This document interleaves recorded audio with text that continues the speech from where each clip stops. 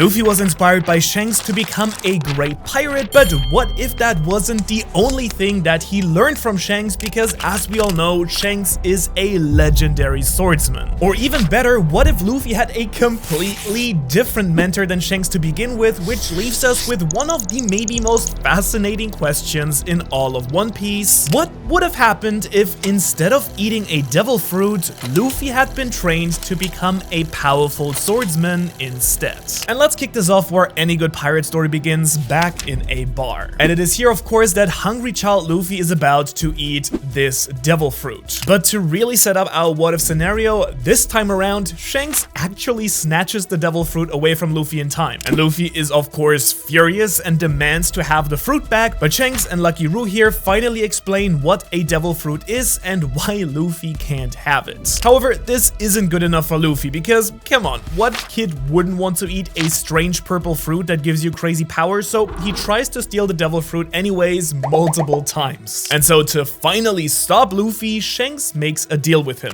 If Luffy doesn't try to eat the fruit, Shanks instead will teach him how to use a sword. And oh boy, here we go. This is about to get absolutely insane because of course Luffy immediately agrees and they get right into training. And honestly, Luffy is really going to need it because at this point he's probably more likely to cut off his own foot than to hit an actual opponent. But of course, as we know, Shanks wouldn't actually give him a real sword yet, so he'll have a wooden practice sword for now and maybe a small dagger or something. And that means that for the next couple of months and years, Luffy will be training with a sword, and each time that Shanks comes back to the island, Luffy's going to be super excited to show off his new moves. And just to make this absolutely clear, Luffy here still wants to very much become Pirate King. That part hasn't changed at all, and Shanks still gives him the straw hat, but since he's now training to be a swordsman, he will also want to someday surpass Shanks. Now, of course, Shanks would think that that is absolutely hilarious and will probably tell Luffy that he would have to become the strongest swordsman in the world or something like that. Which, yeah, now means that in addition to Luffy's secret dream and his desire to become Pirate King, we have to add the world's strongest swordsman to his list of dreams as well. However, sword training on his own can't last forever, and eventually Luffy will probably beg Shanks to take him along with him. Now, of course, Shanks will most likely still think that he's not ready, but he would probably agree that Luffy needs someone else to practice with. So in our next massive change to Luffy's story, the Red Hair Pirates take Luffy to find a new master. And now you might be thinking that Luffy's about to go off on some grand adventure, but he's not quite ready for that yet, and so instead Shanks just drops Luffy off at this nearby dojo. And let me tell you, things are about to get super interesting because this is of course the Isshin dojo where Zoro trained during his childhood as well. So yeah, that's right, Luffy and Zoro will meet way earlier in the story, and I can just imagine young Luffy and Zoro instantly becoming fierce rivals, and if we're being honest, probably good friends along the way as well, since both of them will be getting beat up by the daughter of the dojo master, Kuina. However, each of their desires to become the world's strongest swordsman, or swordswoman I guess, is going to lead to a ton of really intense training and a lot of really fierce duels. And now, there's really no telling how long this period in Luffy's life would possibly last, but let's just say that after a year or so, something happens that is going to completely change Luffy's life forever. Because as we know, when Shanks first returned to the Grand Line, he told people about this one kid in the East Blue who reminds him a lot of the former Pirate King. And even more so now, because Luffy is actually also using a sword just like Roger did. And this bit of news has now caught the interest of one man in particular. And so one day at the dojo, during another round of Zoro and Luffy beating up each other, a small ship sails up to the village. And out of that ship walks a man with a large black blade on his back, who is of course none other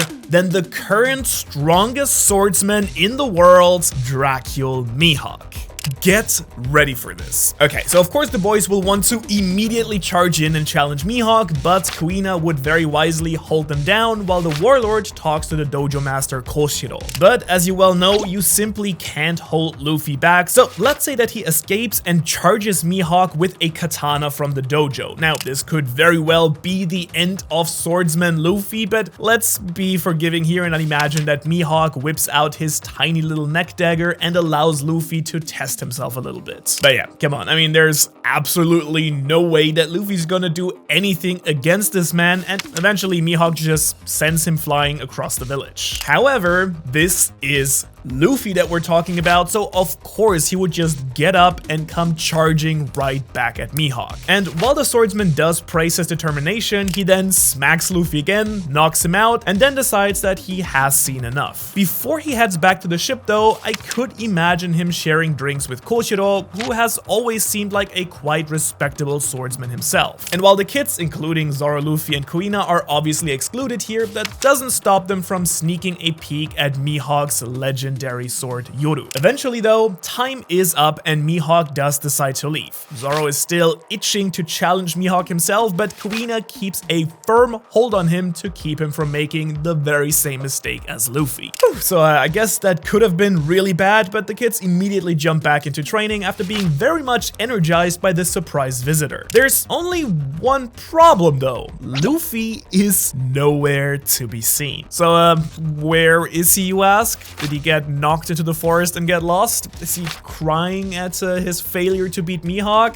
No, of course not. Come on. This is Luffy we're talking about, and it turns out that after Mihawk has sailed quite far from the island and from the East Blue, he turns around and finds Luffy being dragged along by a rope that he had tied to Mihawk's ship. You know, kind of similar to this guy right here. Now, when Luffy finally manages to climb up onto the ship, he expects Mihawk to be very annoyed, but of course, with Mihawk's observation haki, he already knew that Luffy was there all along. And so when Mihawk finally asks what Luffy actually wants, the young swordsman demands that Mihawk would train him so that he can one day surpass him. And honestly, at this point, it's very possible that Mihawk would just throw Luffy off of the ship, but let's imagine that with Luffy's determination plus what Mihawk already knows about him from Shanks, he tells Luffy that if he can hang on to the outside of the ship all the way through Reverse Mountain, then he will actually train the boy. Now, Luffy will of course obviously be very excited about this, but this is a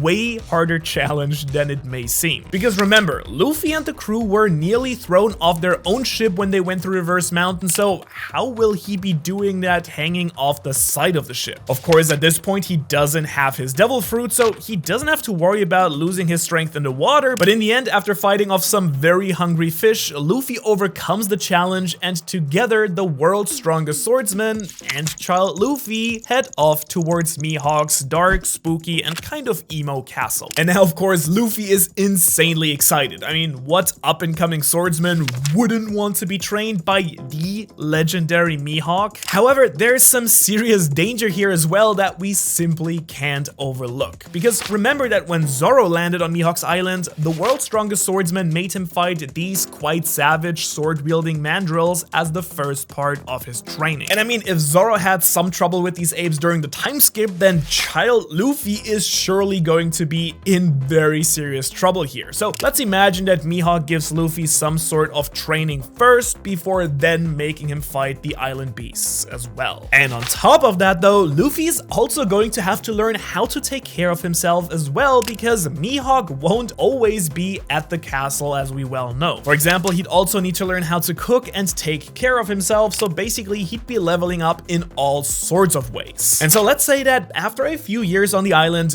Luffy has now improved his swordsmanship to a just absurd degree and has even started to learn the basics of armament and observation haki, which at this young age is just a stupidly massive advantage that we'll talk about more in just a moment. But first though, Mihawk finally decides to take him out to fight an actual pirate, but something is going to happen next that is going to absolutely ruin Luffy's training. Because next they run into this random group of pirates, and as Mihawk takes down the captain, he tells Luffy to wipe out the rest of the crew. And Luffy of course does, quite easily, let's be honest, after all that insane training. But there is one major problem here, because when Mihawk comes back, he finds that Luffy has taken out all the underlings, but he has refused to cut even a single one of them. In other words, yeah, it does seem like swordsman Luffy, just like regular Luffy, just can't bring himself to actually kill someone. So he basically beat them down with the dull side of the sword, which I would imagine would probably be quite problematic for Mihawk, who has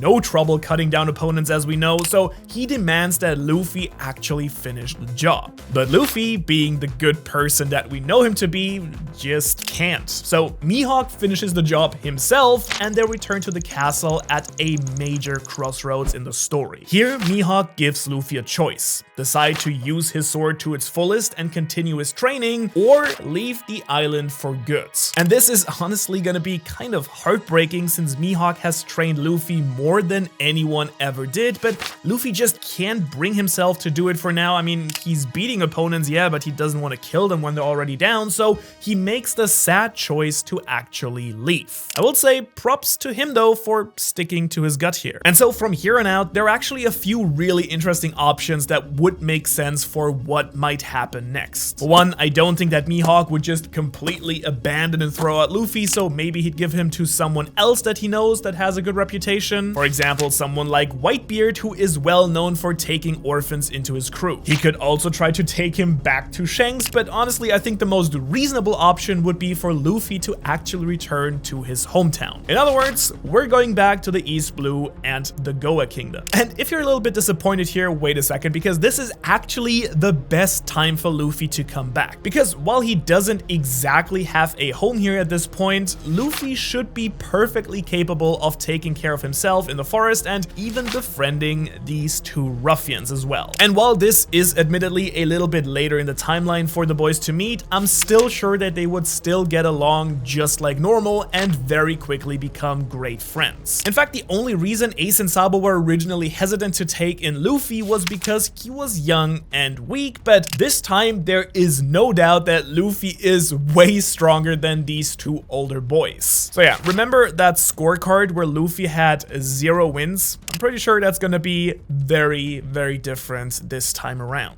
And so now let's skip forward a little bit. Sabo still decides to leave and gets blown up apparently, and here is where we get our next major change to Luffy's story, because when Ace finally decides to leave as well, there is no way in the world that swordsman Luffy is staying behind, even though he is only 14 years old at this point. Because even though he still wants to become Pirate King, he is also determined to become the world's strongest swordsman, overcoming Mihawk, and he certainly can't do that just sitting around on an island. And so since he is already so powerful, swordsman Luffy is coming along for the ride as well, and I think he's strong enough that Ace will let him. And if you actually read the Ace novels about Ace's story, you will know what will happen next. The short of it all is that they get shipwrecked, Ace eats his powerful devil fruit, and then they journey through Sabaody, Fishman Island, and eventually reach Wano. And then in the novels, after leaving Wano, Ace then travels around looking to take down some Yonko, but let's back up here for a second. Because while we are in the land of the samurai, swordsman Luffy is gonna hop off the train. At this point, Luffy's about 15 years old, and he is just absolutely in love with the idea of training with some actual samurai. So even though it's hard for him to leave behind Ace and the Spade Pirates, swordsman Luffy can't resist the chance to improve his skills here. The only problem is that Wano is currently ruled by Kaido, and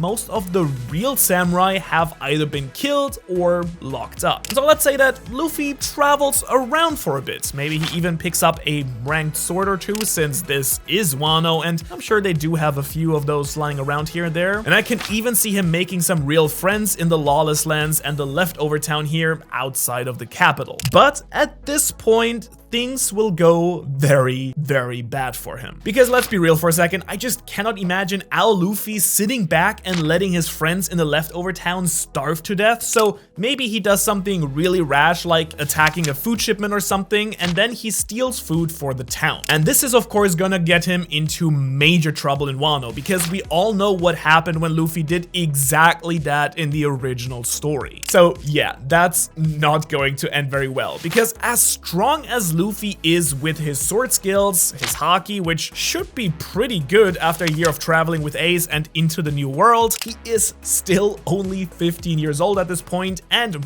way weaker than an actual Yonko. Which means that when he comes face to face with the Emperor, he's gonna get pretty badly slapped by Kaido. However, I still believe that this brief fight would still be the perfect time for Luffy to awaken his actual Conqueror's haki. And even though at this point it wouldn't really do anything against Kaido, it might impress the King of the Beasts enough to throw Luffy in prison instead of, you know, straight up killing him. But you won't believe what's gonna happen next, because who else do we know in the same prison as Luffy? Well, there is, of course, this old man known as Grandpa Hyo. And who is this man? Well, you know, just the most famous Yakuza boss in all of Wano country, who also happens to know the secrets of advanced armament haki. And so after befriending this, at this point not quite as old man and learning his secrets, Luffy goes through his own little training arc here. And now you might be fairly enough saying that this might be a little bit too early for Luffy to learn about advanced haki, and you might be right, but remember that he has trained with basic haki for at least 5 years at this point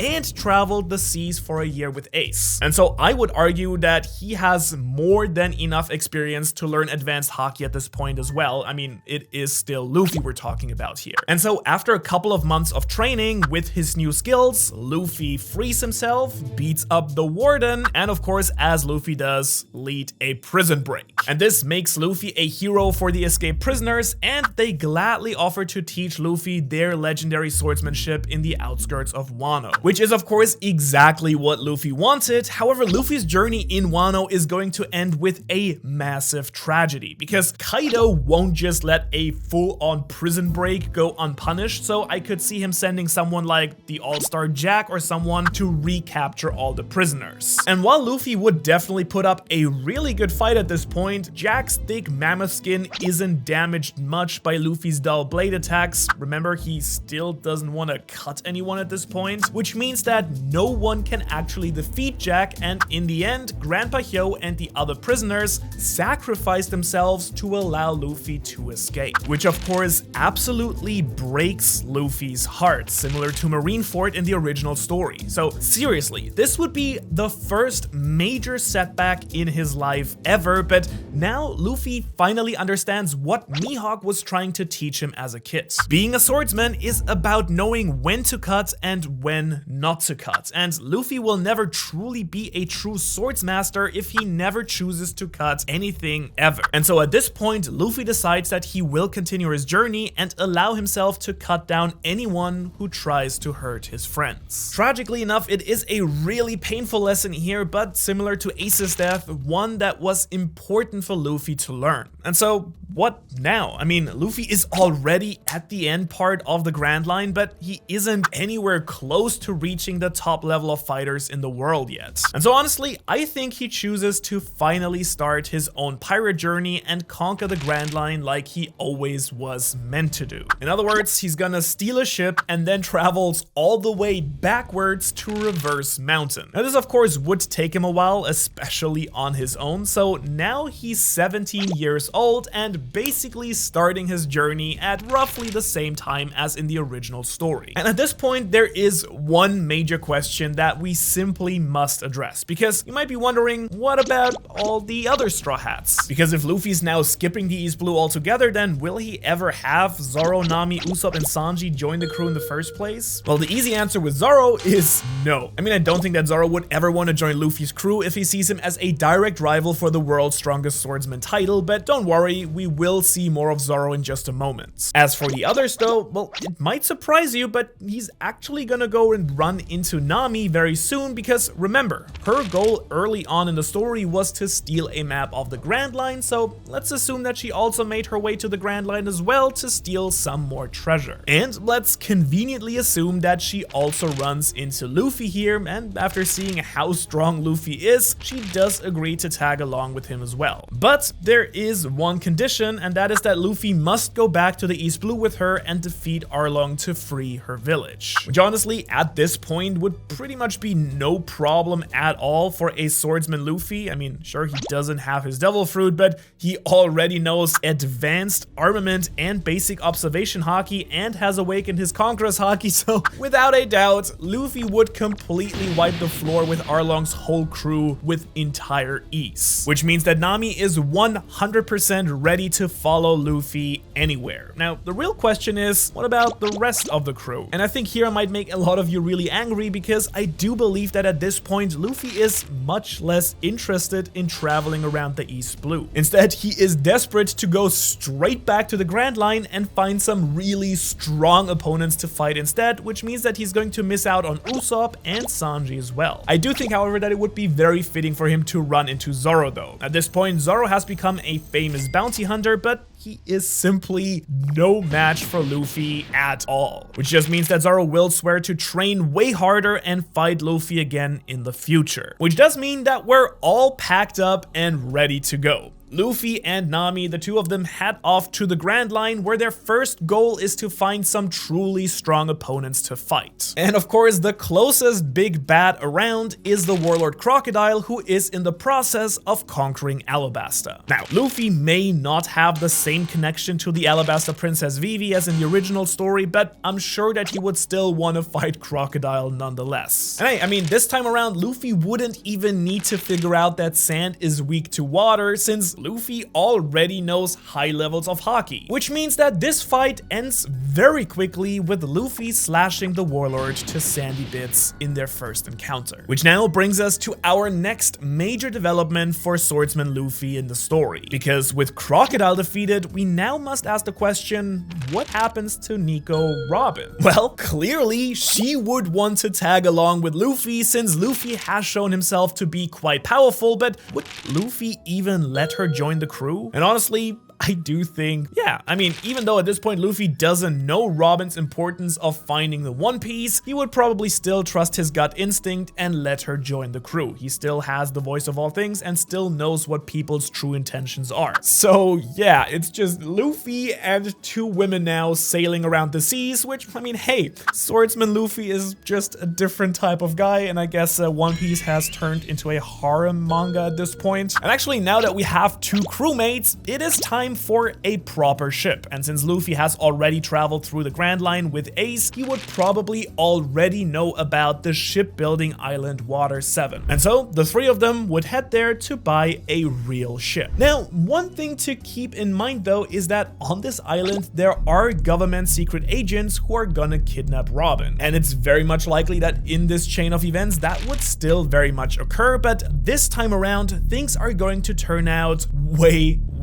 differently. Because originally when Luffy fought these guys, he got absolutely crushed, but now things are a little bit different, you know? However, before anyone can start swinging a sword, I do believe that the CP9 agents would have an invitation for Luffy. You see, since Luffy defeated Crocodile, there is an opening in the Warlords, and the world government would probably see Luffy as a quite interesting candidate to replace Crocodile. The only condition is that Luffy has to give up Robin, and then he can join, which honestly, swordsman Luffy might consider the offer for a second. I mean, just think about it. He could reunite with Mihawk, who is also a warlord, and fight tons of pirates without ever having to worry about the government. But in the end, he is still Luffy, and he still would reject the offer and instead wipe out all of the government agents all by himself with absolute ease. Oh yeah, I am saying that Luffy at this point solos all of CP9, and if you're somehow upset about that, get over it, because swordsman Luffy is just on a whole different level in our story here. And so with their new ship ready to go, you could say that Luffy also picks up a ship right here, but honestly, I kind of like the idea of Luffy, Nami, and Robin just going about it on their own. As you know, Mihawk certainly sails on his own, so Luffy might be inspired by his former mentor. So let's skip ahead now to Sabaody, where swordsman Luffy would meet the right hand of the former pirate king, Silvers Rayleigh. And of course, Rayleigh has heard about Luffy from Shanks as well, so while I don't think we'd have the same auction house incident, eventually Rayleigh would just bust himself out and run into Luffy, which of course would lead to their usual chat where Rayleigh agrees to coat Luffy's ship so that he can go into the New World. And so while we avoid the entire Admiral and separation incident this time around, there is one major obstacle before Luffy can actually head back to the New World, which is of course news about Ace's planned execution, which Luffy would absolutely in this scenario also want to stop. And actually, I don't think that Luffy would be able to sneak into the underwater prison, which means that they are headed off straight to Marineford. And oh boy, this is going to be a major showcase for swordsman Luffy's powers, because remember, this will be his first time seeing his old mentor in many years. On top of that, he hasn't seen Ace since before the Fiery Pirate joined the Whitebeard Pirates as well. In other words, a lot has happened over the last few years for Luffy, and of course I do think that we can say that Luffy will very much impress Whitebeard once again. It's very possible he would even clash with Mihawk for a second, and while he certainly isn't on his mentor's level quite yet, Luffy is going to put up a real fight with his advanced haki, Conqueror's haki, and extremely polished sword skills. In the end though, there is still one fatal flaw to swordsman Luffy, and that's because Luffy is now more of an individual, and while he has Nami and Robin on his crew, he is missing all of the escaped prisoners from Impel Down who originally helped him in this fight. And without all of that support to take out some of the Marines, I just don't think that Luffy is strong enough on his own at this point to fight through all the admirals and reach his brother, so really sorry Ace fans, he once again is going to die here, which is a pattern throughout most of these what if scenarios. But that's of course not the end of Swordman Luffy's story though, because even though he's of course devastated by his longtime friend's death, I can still imagine Robin helping Luffy escape, and together they get away just in time, which is going to send Luffy into a truly destructive rage, but this time Nami and Robin are there for him. And of course Luffy will come out of this knowing that he needs to grow stronger, so it still makes a lot of sense to have a 2-year time skip spent training with Rayleigh. Who knows, maybe Luffy even upgrades his weapon, and since Luffy is further along with his haki skills, they can now spend their time perfecting his advanced haki and improving his sword techniques as well. Remember, Rayleigh is also a swordsman. And so after 2 years, watch out, because this swordsman Luffy is gonna be on a mission. There is absolutely no one who's gonna be able to even come close to stopping him in the early arcs post time skip. He's gonna sweep straight through this evil fishman, this corrupt scientist, and yeah, even through this stringy warlord. And although I do think that he would be challenged by his longtime rival Zoro along the way, who surprisingly has made up his own crew, including Usopp, Sanji, Chopper, and Frankie. However, after learning about the road poneglyphs on Zou, Luffy can then focus solely on collecting the poneglyphs and finding the One Piece, because he doesn't need to rescue Sanji from Big Mom. That's gonna be now Zoro's problem, which is gonna take him straight to Wano to confront one of the only people to ever actually defeat him, the Emperor Kaido. And honestly, I'm sure that Luffy at this point would want to go straight up and challenge the King of the Beasts one-on-one, and honestly, that might not be the worst idea, because remember, Luffy is now a truly overpowered swordsman god, and we do know that Kaido has some PTSD about legendary swordsmen, so there is a very good chance that he could take down Kaido. On the other hand though, Luffy's overconfidence here could also see him get smacked down by the strongest creature in the world, because remember that Luffy could only truly damage Kaido once he unlocked his major next power-up. And so let's imagine that Luffy has gotten himself into a truly desperate situation. Yeah, he is doing real damage to Kaido, but he can't finish him off. But then Kaido takes it to the next level and is about to crush Luffy with his massive club. And with no other strong crewmates to save him, Luffy is in real trouble until a certain green-haired swordsman swoops in and blocks Kaido's attack. You see, Zoro can't stand seeing his rival taken down by someone else other than him, so he does battle with Kaido as well, which gives Luffy some time to recover. And of course, during this time, he has also figured out the secrets of advanced Conqueror's Haki. And then, once again together, Luffy and Zoro fulfill Wano's dream of finally freeing the country from the legendary dragon tyrants. Which also means that Luffy has earned his second road poneglyph and is truly on the path now to becoming Pirate King and the world's strongest swordsman. However, there are of course still many tough challenges ahead, including confronting his two old mentors, Mihawk and Shanks. And you can just bet that these two will have some of the strongest haki in the entire series, so Luffy's going to need a major power up in that department before he can even dream of taking any of them down. In fact, we've now seen how strong Luffy has become with swords and haki, but I've also always wondered how strong Luffy would be if he only ever used and trained with haki, no devil fruits, no weapons. So if you want to see if haki only Luffy is truly the strongest version, then you can watch that video right here. Thanks for watching, and I will be seeing you in the next one.